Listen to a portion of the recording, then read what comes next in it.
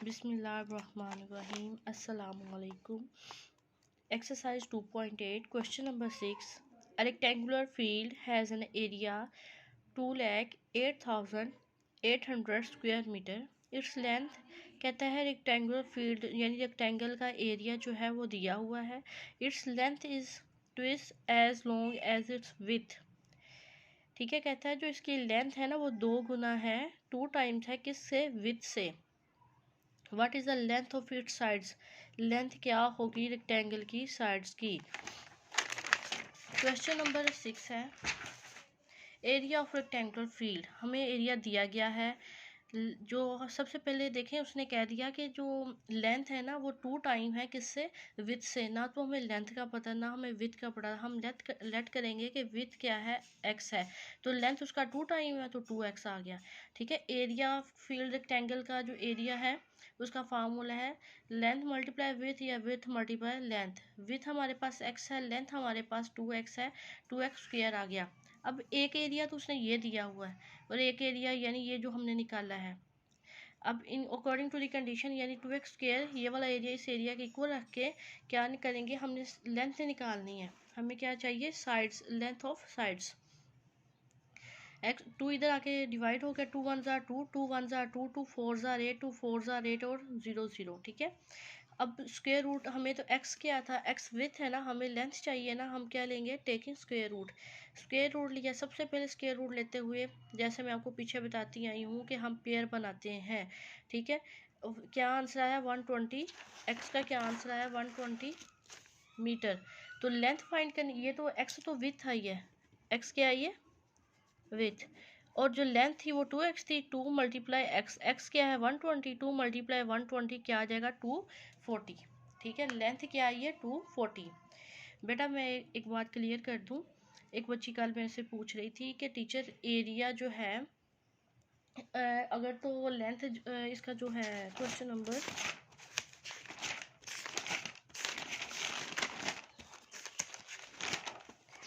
यहाँ पे जो इसका मैं क्वेश्चन करवाया है, मैंने इसका फर्स्ट क्वेश्चन करवाया था.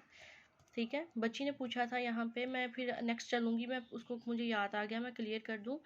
हमारे पास जो स्क्वायर फील्ड का एरिया उसने दिया हुआ है तो लेंथ फाइंड करने को कहा था. ठीक है, लेंथ, अब इसका जो जैसे अभी हमने लेंथ फाइंड करनी थी, हमने स्क्वायर रूट लिया था ना, तो हमने स्क्वायर रूट लिया है तो लेंथ आई है 120.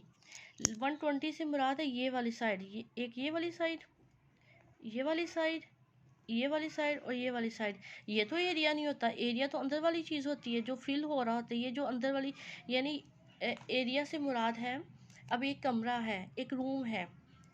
ठीक है, रूम से मुराद रूम में दीवारों समेत वो जो अंदर वाली चीज़ है ना, ठीक है, यानी दीवारें भी और अंदर वाली चीज़ भी सारी मिल के एरिया बना रही होती हैं. ठीक है, अभी तो हमें बस दीवारों का पता चला है, बात करें तो यहाँ पे तो अभी हमें बस इस लेंथ का पता चला है, एरिया तो अंदर वाला भी होता है.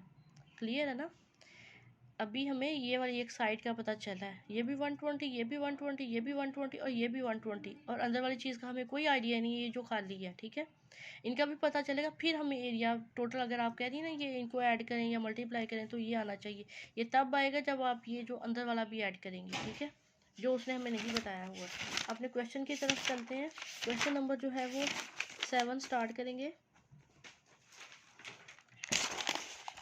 क्वेश्चन नंबर 7 है find the least number find करें which when subtracted from this, अगर वो इसमें से माइनस करेंगे the answer is complete square. वो कहता है छोटे से छोटा नंबर फाइंड करें जो अगर हम इसमें से माइनस करें तो हमें कंप्लीट स्क्वायर मिल जाए. गिवन नंबर जो है वो 109087 है.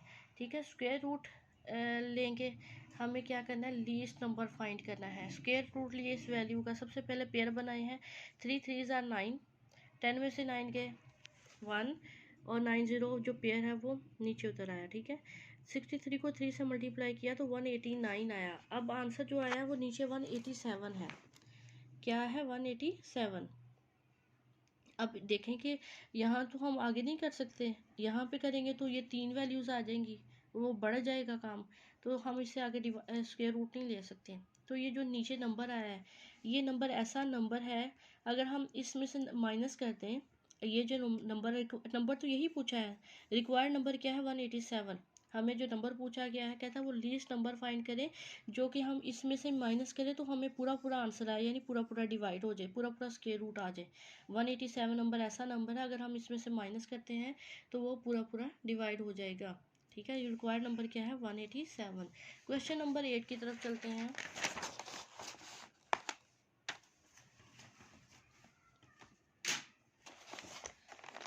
The cost of leveling the ground. The cost of leveling the ground of a circular region. ध्यान से स्टेटमेंट को समझे। Cost of leveling the ground, circular region, circular region में ग्राउंड है, ठीक है, सर्कुलर रीजन में ग्राउंड है, उसको लेवल करना है।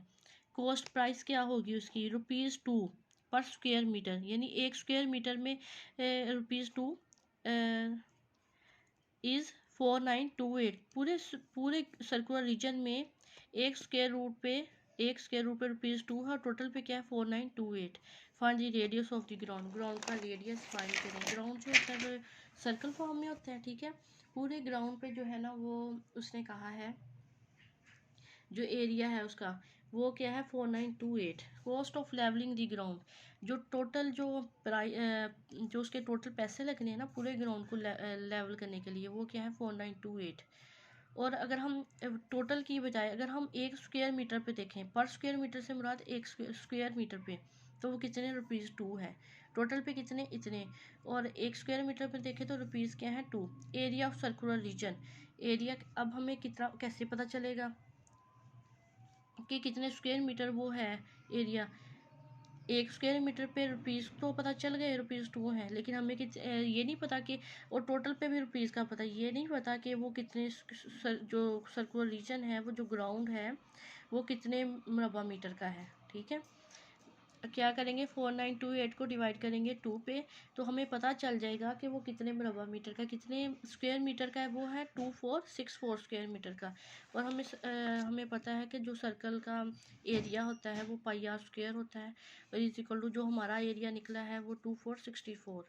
ठीक है, बात को ध्यान से सुने कि पूरे ग्राउंड पे जो खर्च करने के खर्चा है ना उसका वो इतना है।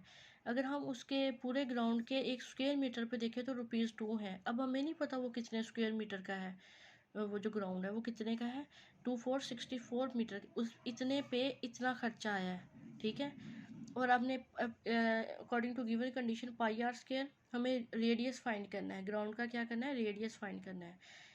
जैसा कि ये सर्कल है, ठीक है बेटा, ये इसका पूरा होता है, ये होता है डायमीटर, ये होता है सेंटर से यहाँ से लेके यहाँ तक ये जो इतना है ये रेडियस होता है। ठीक है, ये क्या है, रेडियस।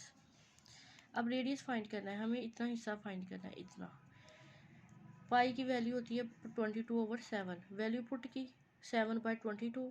ठीक है, 2 1s are 2, 2 1s are 2, 2 1s are 2, 2 2s are 4, 2 3s are 6, 2 2s are 4, 11 1s are 11, 11 1s are 11, 11 1s are 11, 11 2s are 22, 112 multiplied by 7, 784। Square root लेंगे क्योंकि दोनों तरफ स्क्वायर है, आर हमें रेडियस फाइंड करना है तो आर स्क्वायर है, स्क्वायर रूट लेंगे तो स्क्वायर रूट लेने से हमारा जो आंसर रेडियस का है वो 28 मीटर, यही हमसे पूछा गया था। ठीक है, क्वेश्चन नंबर 9 की तरफ चलते हैं।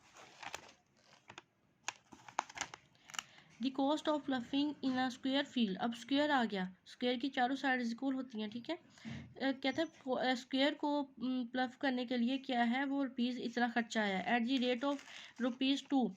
1 स्क्वायर मीटर पे कितना खर्चा है, ₹2।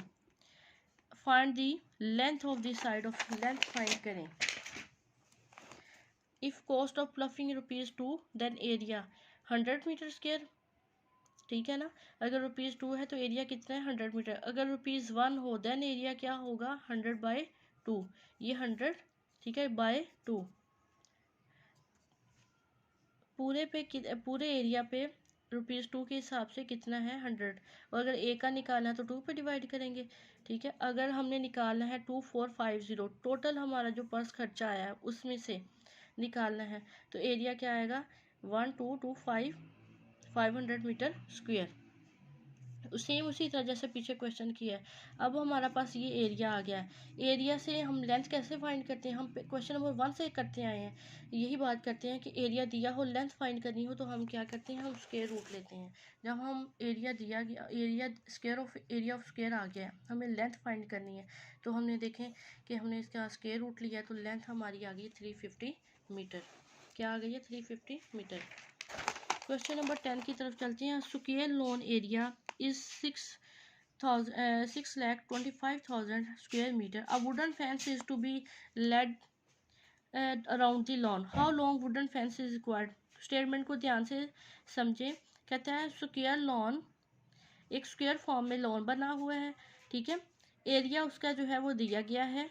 अब वुडन फेंस, लकड़ी की बाड़ लगानी है, ठीक है। Is to be round the lawn, lawn के इर्द गिर्द लकड़ी की बाड़ लगानी है। हाउ लॉन्ग, कितनी लंबी वुडन फेंस, लकड़ी की बाड़ रिक्वायर होगी, हमने वो फाइंड करनी है। What will be it's cost, कितनी प्राइस होगी अगर हमारे पास जो पर मीटर पे ₹50 हो, तो हमने प्राइस भी फाइंड करनी है और हमें पता होना चाहिए कितनी बार लगानी है।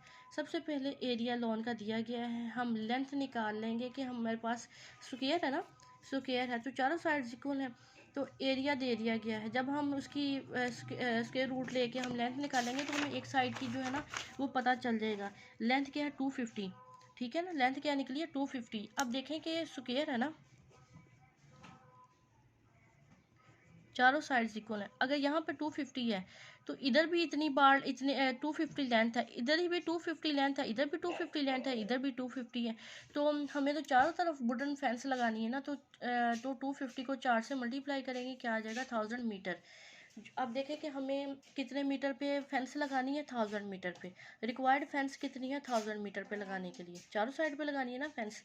अब हमें पता है कि कॉस्ट पर मीटर फेंस, अगर 1 मीटर पे 1000 मीटर में से 1 मीटर पे फेंस लगानी है तो ₹50 खर्चा आएगा। अगर 1000 पे लगानी है तो 50,000 आएगा, ठीक है ऑब्वियसली। ये था क्वेश्चन नंबर इसका 10। इस तरह एक्सरसाइज हमारी कंप्लीट हो जाती है। कहीं भी आप लोगों को प्रॉब्लम हो, कहीं स्टेटमेंट की समझ नहीं आई, कहीं से क्वेश्चन समझ नहीं आया, आपने मेरे से पूछ लेना है। Thank you so much. अल्लाह हाफिज़।